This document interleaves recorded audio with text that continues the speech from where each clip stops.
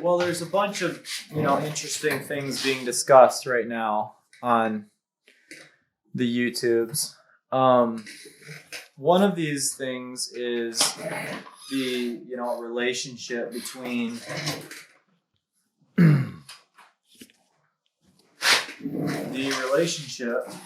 between men as a whole, a half, and women,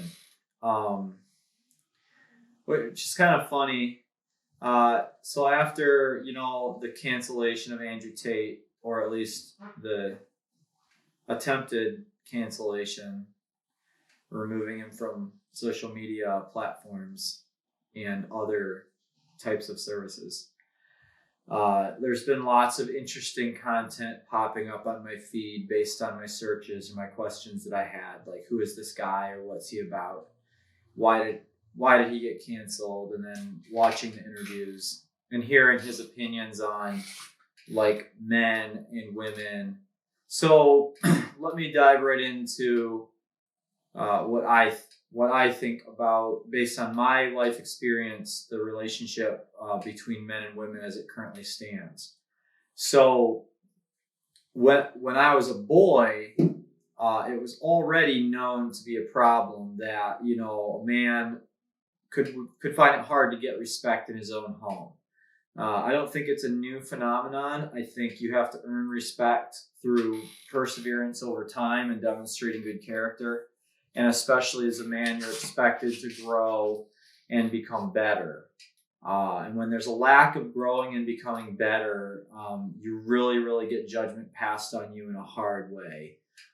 Sometimes people just perceive you as being far behind where you ought to be.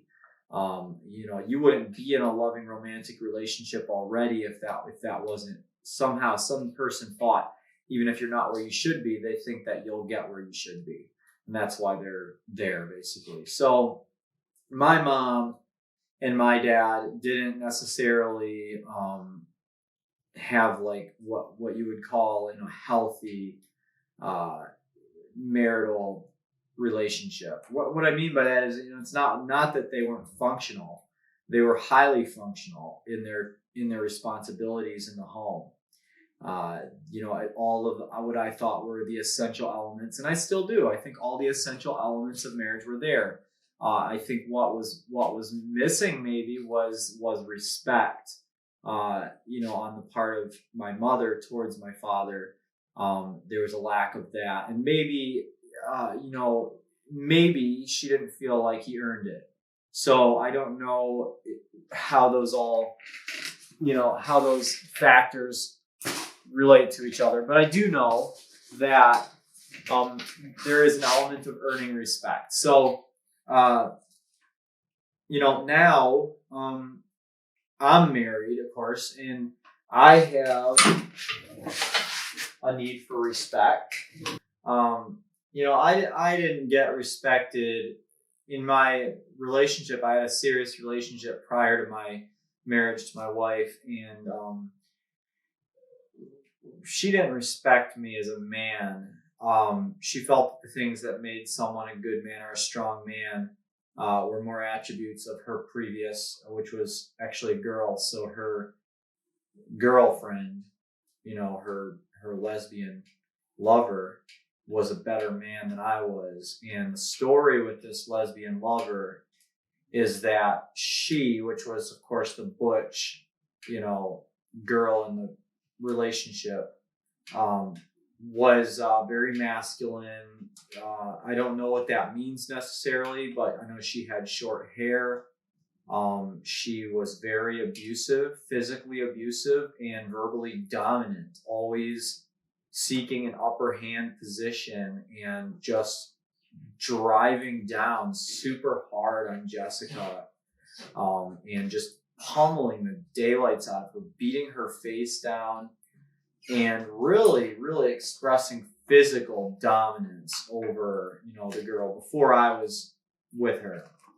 And so she used to always Jessica would try to start these fights with me.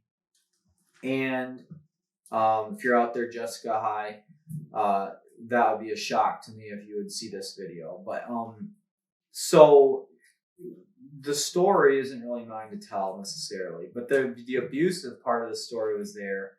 And when I was being disrespected as a man, it was always something about how I wasn't as good of a man as this other person that was from a previous relationship.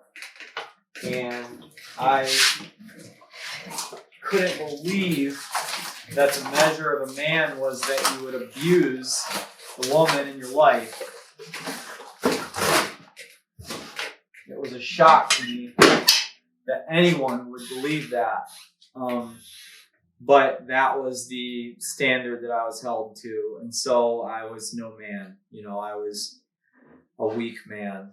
My manner of trying to win her would be through logic, through reaching out to her in her mind, which didn't work. So, and there were some other issues going on at the time in my life and hers. But my point that I'm making is that, the standard of manly sort of dominance, or the standard of manly attributes that a man should have in a relationship, it varies from woman to woman. But one thing is certain, that each woman does have her standard on what a man should be like. Now, I think maybe that comes from the father, mostly. Of course, if there's no father, I don't know where those are supposed to come from. If there's no father, I'm not really sure.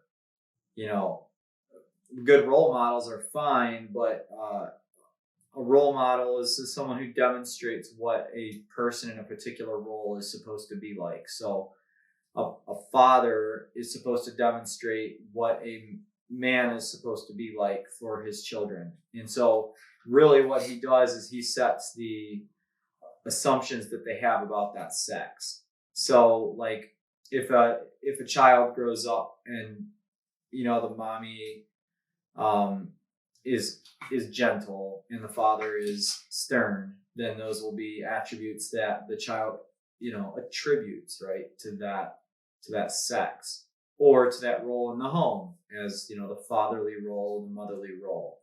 And so that's a role model. You're just basically showing somebody how to do it. It would be as if you have someone in a video demonstrating what to do, so then that you can do it. That's a role model. But the role is like, what's a man, a father, a husband. What is that role? What are all the parts that go into that? Each woman has her own idea of what a man should be like, probably imprinted on her by either her father or masculine characters, positive masculine characters in general. I think a negative masculine influence in a child's life can cause them to view masculinity as being like, for example, abusiveness, or just dominance with nothing else. And really, dominance doesn't truly express the nature of the relationship between a man and a woman. No one is really intended to be dominant. I talked about the dominance hierarchy in a different video, and how men relate to each other within a hierarchy, but women don't really operate in that framework. And I've heard this in other places too. I'm not the only person who acknowledges that, but women don't really operate. For women, it's more of a level playing field.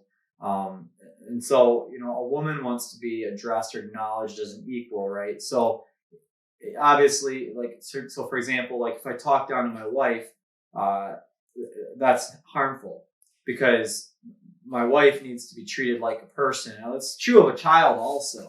So then that's not to, sort of lump women and children in the same category, but a person who is like clearly on a lower dominance level, right? But their role in the relationship is not to be dominated, right?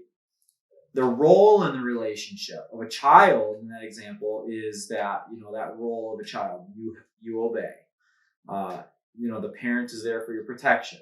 So if they tell you, come out of the street, Johnny, and you don't listen, then you could get plowed by a car. So there's different stuff that could happen. So obedience is the role of a child includes obedience. And then the role of a wife depends upon the agreement or the arrangement of that marriage. But so for me, obviously that would be the arrangement I have with my wife is that she stays at home and keeps the house.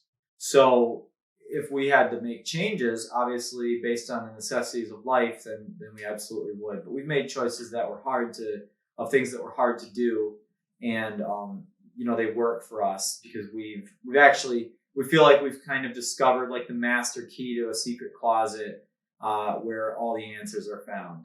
And so we believe that this is actually the ideal, the best way to go. And we did it. We followed it blindly. We did not know, going into this, we had obviously seen from the inside of our own families and our own childhoods the struggles that take place in the home between a man and a woman, between our fathers and our mothers. But we also had a desire to try to have a family and do it well ourselves. It's nice to use a pattern or a template for anything that you're doing or making.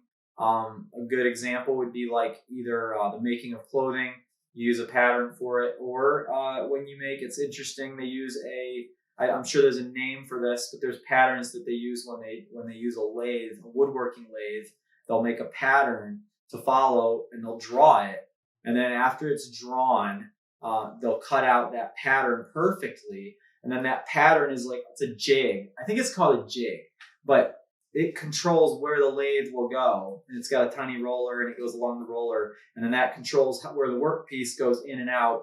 And so it ends up having like a bulbous shape and a narrow shape or a vase shape or whatever it would be, like tapered.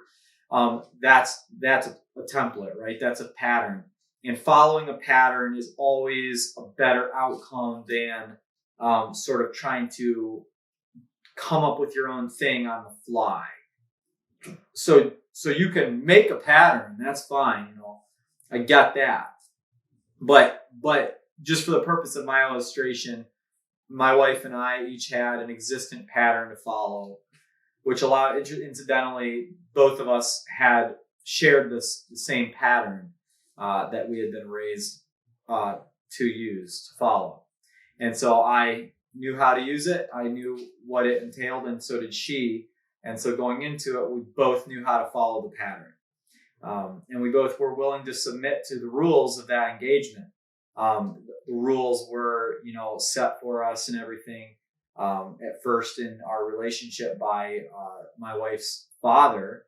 But going into actual marriage is what I'm talking about now. Marriage, holy matrimony, was that pattern of family that we desired to follow. So in our relationship, I have a responsibility to protect my wife. A lot of these things, I think they're kind of assumed, like a person goes through life with the assumption that these are the rules. And the rules are not the same with everybody that you meet. These are social rules. People call it a social construct. I wouldn't go so far as to say that the relationship between a man and a woman is a social construct. According to the Bible, God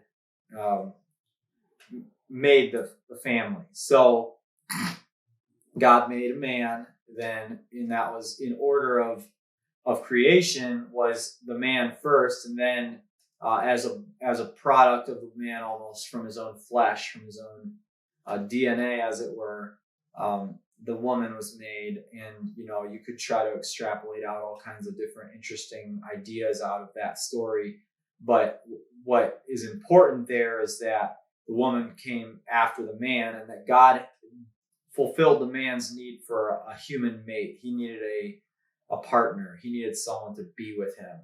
And so the woman was formed as a way of providing that, fulfilling that need for a man of companionship and possibly he needed someone to talk over the different issues with, decisions.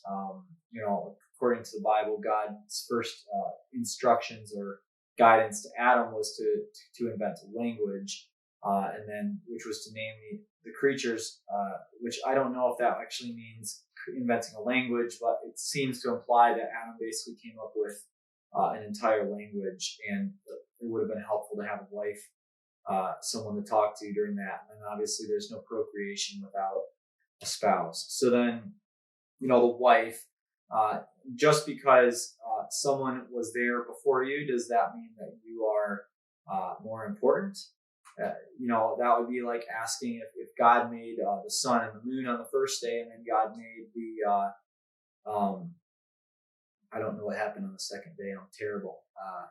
But so God made animals after that, right? So does that mean that the sun and moon are more important than the animals?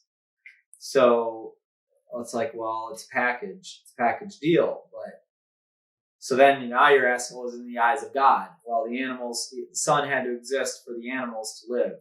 So God made the sun first. He made the earth for them to live on, and then he made plants for them to eat. Plants could sustain without animals. Then he made animals which could sustain off of plants. So animals need plants and the sun. And so anyways, it kind of makes sense the way that's put together. But the man was made first, then the woman after him. So in the story of a fallen world, of course, the man as the role of the protector fits in very well. But where does the role of the man fit in with regards to the woman when sin hasn't yet entered into the world? There's nothing to protect necessarily. So we have this like perfect vision of the world as this utterly safe place, and everything is ideal. Nothing will harm you. The animals will not bite you. The bees will not sting you. The sun will not sunburn you.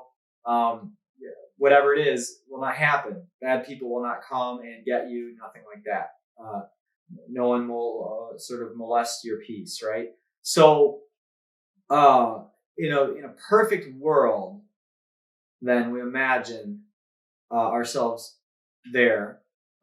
Suppose we just assume that the world now today is 100% perfect, without sin, without the taint of evil on the world and all of nature and all of creation. The woman is not in need of protection. But so we have to ask ourselves, like, do we live in a fallen world or whatever? And so if there's a spiritual bent to the belief system, then you have to believe that we live in a fallen world and that the world is still tainted by sin, and therefore harm can still befall you. I would look to more of a realistic perspective and say like this: is there potential for harm to take place to you? Yes. Okay. Then we live in a fallen world. We live in a tainted world, right? The world has potential to harm you. So, or within the world is the potential to harm you, and all the things in it possibly could harm you. So that implies that each of us, all of us, in our own way, do require protection. I would argue that there may be a protection of the man by the woman as well. Many times I've noticed in my life that a man who is with a woman, his need for companion is met. It might be unpleasant much of the time, but there's that companionship that's still there. Another thing is the protection of reputation. A woman can protect the reputation of a man. When I was a single guy, it was hard to be trusted or received well by people in general. But with a woman by my side, I was always taken in as a serious individual, a valid individual, and my opinion did matter more, and just other things with a woman, like with me on my arm or walking with me or whatever, as my friend or my partner, my mate, or what have you. So the woman does protect the man from something. I don't think protect isn't really the right word, but you can say that you protect each other. There's other things that are supposed to be reciprocal in the male-female relationship, such as submit where the Bible says submit one to another in the fear of God. So, does that mean that so if you're both submitting, then nobody's in charge? Interesting question. I think typically, as marriage is pictured, the husband is representative of Jesus Christ and the wife is representative of the church. And so obviously the church is bound to submit under the authority of Jesus Christ, and thusly the husband or the woman, I should say, is responsible to take the submissive role under the leadership and authority of Jesus, or of the husband, which is symbolized. So, you may not agree with the religious symbolism there, or the relationship as pictured by Jesus and the church, and we all have varying degrees of relationship with the church of God, basically the Christian church, and for some people maybe that's not a very good thing to bring up. But anyway, for my purposes, that's a major part of this discussion, because all these things sort of draw in together and they all fit perfectly in my worldview. So again, if this is my child watching this, I hope that you've had a chance to learn a fair number of these things from me already before watching this video. I'm trying to indoctrinate the truth into my children and provide insights into life that will help them and anybody else who watches to manage male and female relationships. It is very important to see the other sex as what they truly are intended to be. It's hard to take God out of it, or God's intent. People say often now that humans evolved this way, men evolved to do this, women evolved to do that, which is interesting because if you think about it, men and women do not evolve separately, right? We evolve together if there's evolution. I don't really believe that there is, but supposing that there is, men and women evolve together, because you take any attribute of the species that is unfit for existence, it will be culled out, whether by death or by sickness or by rejection of the opposite sex, right? So that is the way that it would be, of course, if we didn't have sentient minds and beings that were capable of carrying on ideas or passing on ideas to a person not biologically connected to us in any way. But so the rules of evolution don't truly apply to a species of sentient beings such as the human race. So the relationship between man and woman is firstly a sexual relationship. So within the sexual relationship, many various lessons are learned, beginning with desire. There is a pointed desire by the man, of the woman, or desire. Yeah, the man desires the woman, right? A woman is a creature all her own. It's interesting to hear people talk about women. We want to recognize women are their own creature, their own thing. They're not anybody's belonging or whatever, and so forth. And that is a correct description as long as it's understood the realities that surround human life, basically.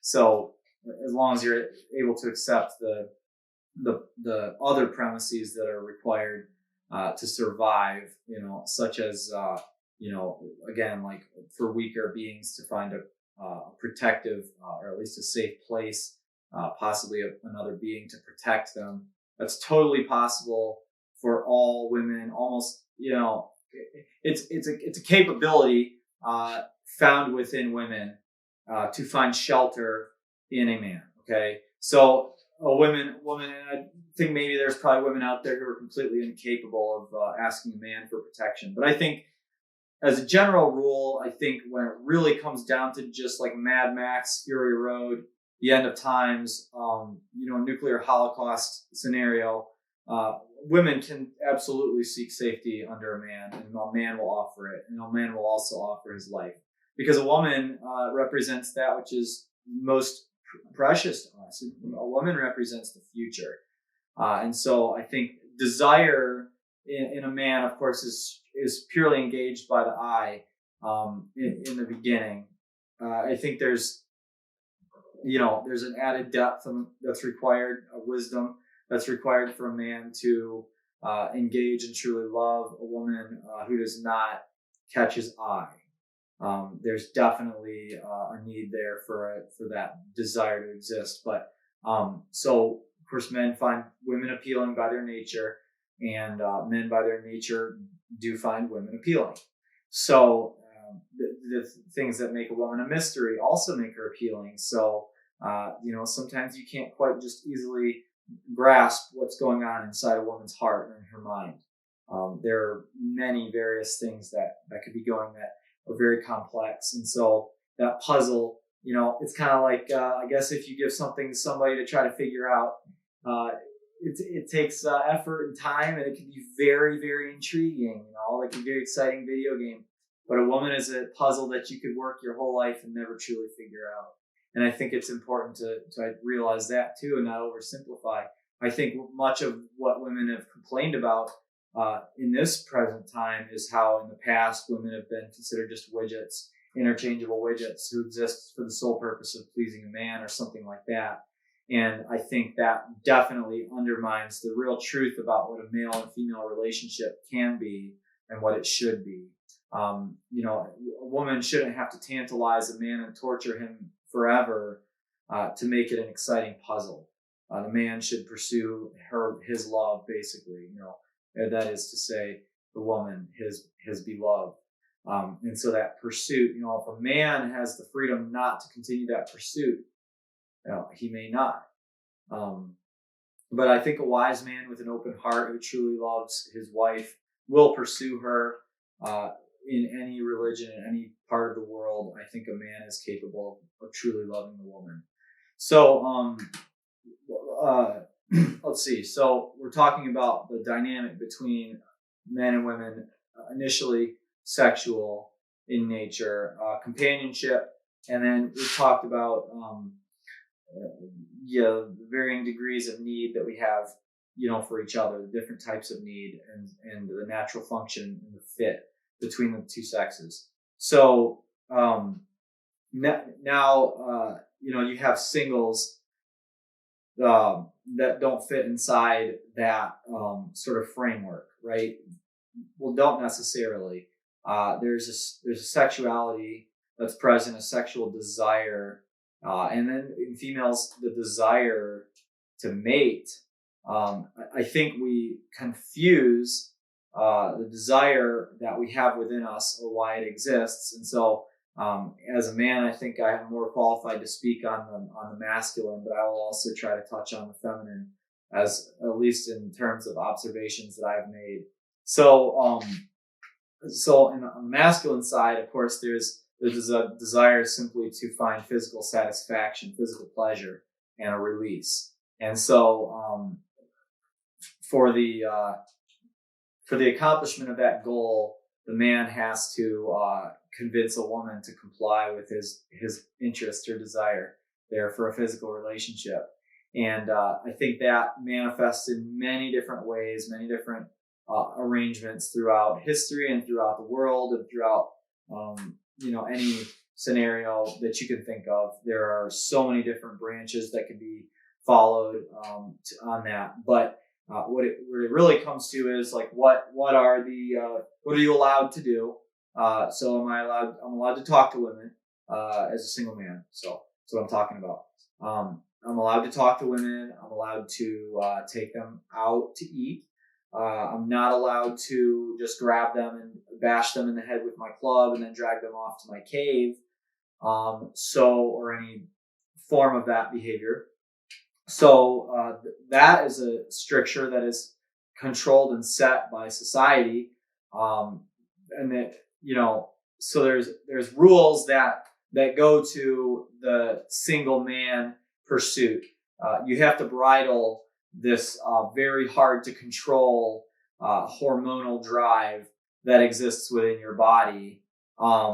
It sort of reminds me of like those who struggle badly with their temper and with rage and anger and how they will lash out. When I was a boy, when I was younger, I had a physically bad temper. I would become enraged and I would strike my brothers. I would hit them.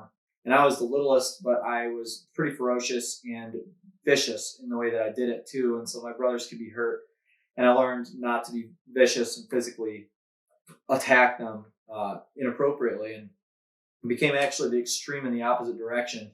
But that's not the topic of this video. So, controlling a hormonal rage or a hormonal drive, a pressure that exists inside you in your body that makes you want to do something. You cannot allow any part of you, any desire that is within you to just become unrestrained, no matter how strong that desire is. This, I believe, is one of the great lessons that a man must learn. So these are the rules that men must abide by. Now, women, have always been a quandary for single men. I think there was a time when people were very pressured to go into matrimony, and so the boys would avoid it as long as possible and try to pursue career or just other things, and girls were all ready to jump right in and get married. This is at least what we have pictured for us in different movies, or the stories that they tell, even of old timers, the way they tell the world as it used to be. But girls, I think, have changed their position. Women as a whole must accept whatever they're taught is functionally, operable for them in life. So if people 100 years ago were explaining to a girl that you have to get married to a man to have what you want because women aren't allowed to drive, or women don't work, women are keepers at home, women are supposed to do dishes, cook the food, provide all the medical care for the children as needed, unless a doctor is needed. A woman is a professional keeper of the house. She's a housekeeper. She takes care of the house, which is your soft inner core, your gooey center, and then the man operates inside of the outer shell, the place of danger, because of his higher level of hardness. And so this was taught to women as it was to men throughout a long period of history. I believe that this was probably the most long-lived perspective. And obviously, there are so many different variations of these ideals that you can't really just package them inside of one box. But I'm just trying to give it a rough description. So, and then the modern woman, I believe, has begun to awaken to various observations. So a couple of these would be that, like, for example, the police does a very good job of making our country safe. A woman is now, this could be disputed too. It's not true everywhere, but there's a lot of places where women can go that women couldn't go before. Women have free reign to pursue educational goals that were previously forbidden in some way, or just would be hindered along their path. Those hurdles and those roadblocks have been removed as women essentially have stood up and said, we desire change. And gradually society has yielded to that desire.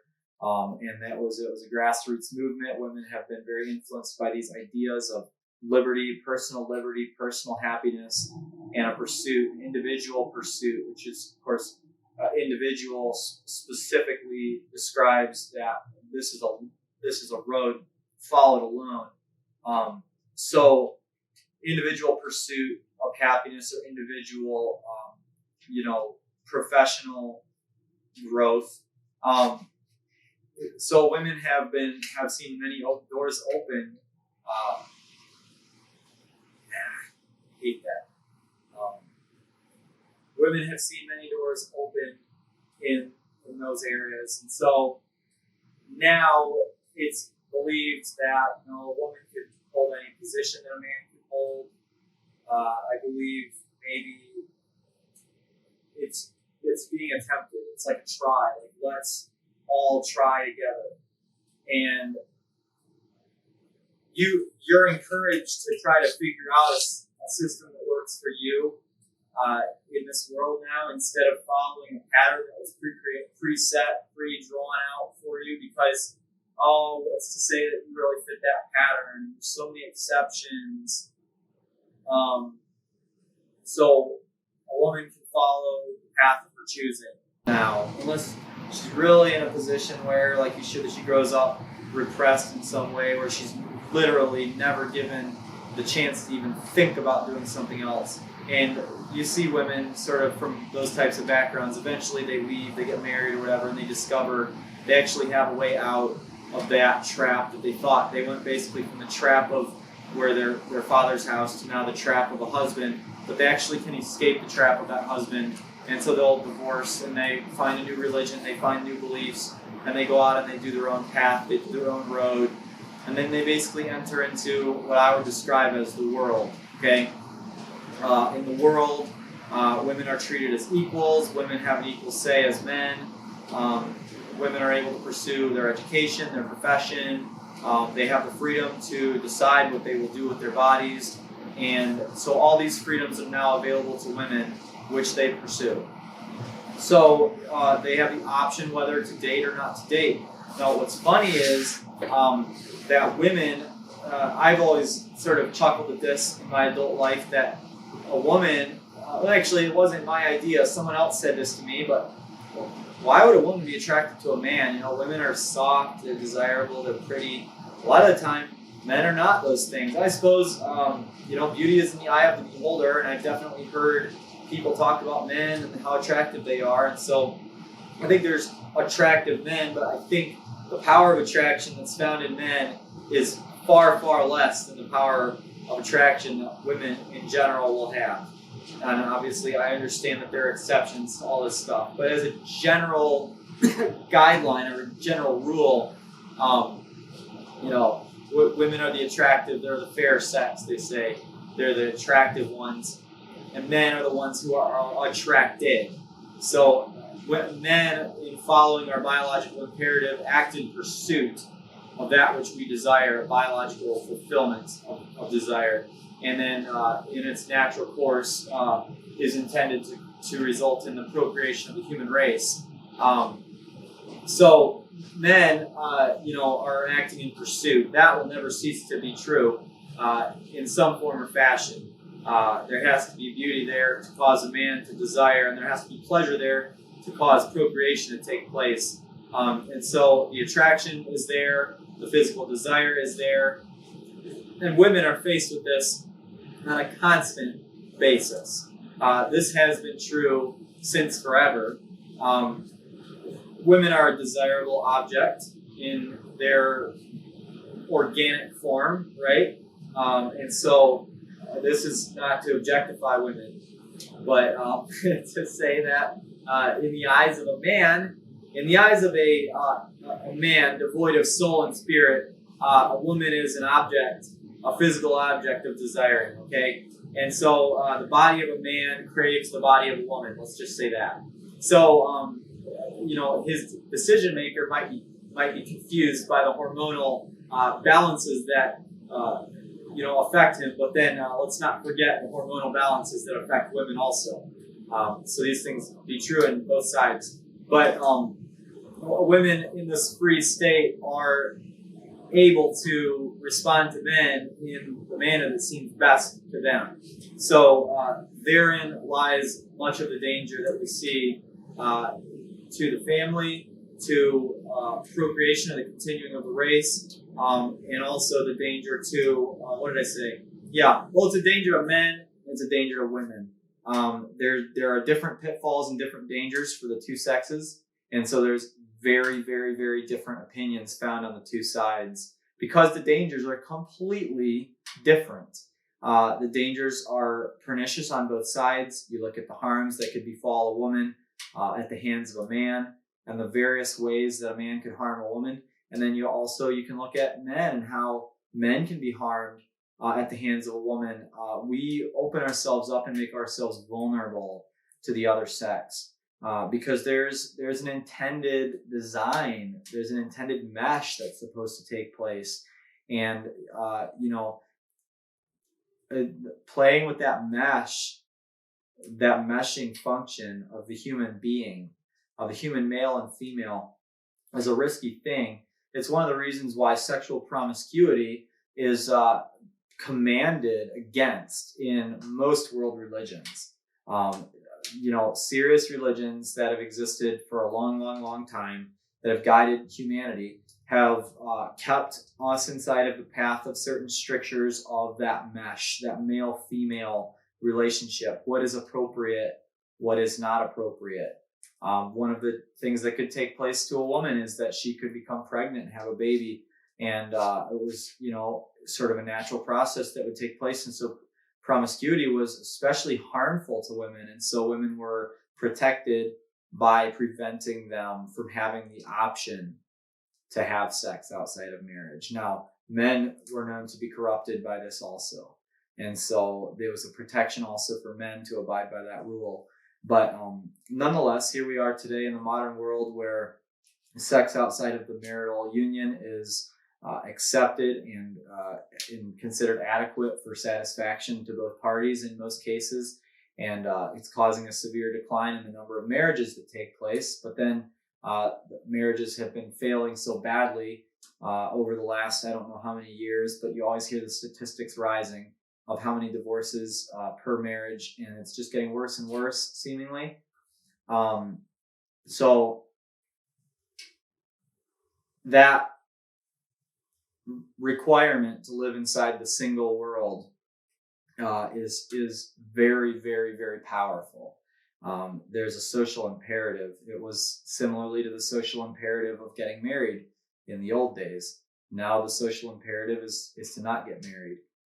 It's amazing the societal back pressure against marriage right now. There are so many cautionary tales of women mistreated, men mistreated in their own way, men forced to pay child support when they're perfectly willing and capable of taking on more of the responsibilities of parenting.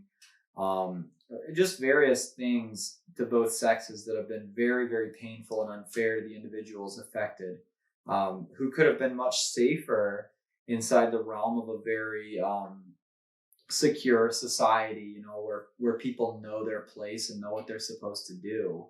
But everybody's out here kind of trying to figure it out for themselves instead of being able to follow a preset pattern.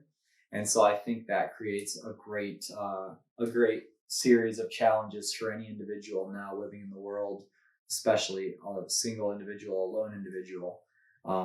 So me personally, I found refuge in marriage from the world and for all the troubles of the world. My single life was tough. I thought that as a single man seeking out women, I felt like I was constantly in a state of rejection, and that was a bad feeling. It was very, very painful to face that I could be an eligible man, I could have money, I could have a job, I could have the potential to have more money in the future, I could have a strong desire to do well by my mate, and yet that would not be sufficient to create interest in a potential mate. The things that mattered to these women were more along the lines of good looks, sort of popularity. I think wealth definitely plays a part. I don't know that there was ever like a money dynamic aside from the fact that I spent a good part of my single life as being a broke person, not having money. I don't know, even when I did have money, it felt like rejection was still the status quo. I'm not sure if I didn't know how to handle myself, and I've got other things about myself that are not a part of the topic of this video, but things that are true about me that do make me less likely to find a mate in the world. So, like the struggles that happen for me in my single life were quite painful. Rejection isn't something I think probably girls do face rejection more than what guys think. But a guy, could approach 100 women and be rejected by every single one of them, whereas a girl could be approached by 99 guys, but the one guy she wants won't have her. And so she feels bitterly rejected by that. And the guys that are interested in her are of no consequence. And so it's interesting. So there's hurt going in all directions. And as guys, we like to blame the Chads, but I don't know if it's just the Chad's fault or whatever, and it's not just the mean girl's fault. I think maybe there's just a confusion there. It's kind of like the boys versus girls thing when I was a kid, and everybody's like, oh, like girls rule, boys drool, oh, cats over dogs, dogs over cats. Like, it's just this effort to try to gain the upper hand over another group just for no reason. Like, oh, like I'm a member of this group. Let's do the categories this way. Or like, I'll be a soldier and you be an Indian or something. Like, get games kids play, and it's like boys versus girls, cats versus dogs. It's very immature, but I think the game is being played, and I think everybody's kind of in on it a little bit, and we're all playing our part. Me personally, I was a variety of different characters in these games. I was probably mostly just a guy trying to find a girl to sleep with, or really, I always had the desire to take a girl that was eligible for me, that I felt like shared my values, and become married and start a family together. And my sort of asking girls on dates wasn't really the path that ended up working for me. I actually went through courtship instead, which was a completely different experience from dating. Totally different. But what did exist within that realm was the security of knowing that it was actually an attainable goal at the end. And I had a lot of baggage in my life at the time, and so I had to be vetted by the girl's father. So I'm happily married to her now. So I would say that things worked out for us. It was a good path to follow. I don't think there's a lot of people following it, but maybe more people will begin to consider that option if society awakens to the possibility or whatever. But nonetheless, these are some of the things that I believe take place between men and women, and some of the struggles that are there. I'm just trying to sort of generally break these things down into parts so that I can go back later and provide deeper insights into what I think and my experiences and how they work, and how it worked in my life or didn't work, and what were the reasons why, and how does that paint my worldview regarding manhood especially, but then also too a woman's role in relationship with a man at their various stages. So let's hopefully you guys benefit from the things that I've been saying. I'm just trying to help you grow and see more of a wide scope of what goes on, especially now in the year 2022, with the past benefit of experience over the last 32 years of my life, which would be really closer to 15 years of actual experience. So I will talk to you guys in the next one. Have a great day.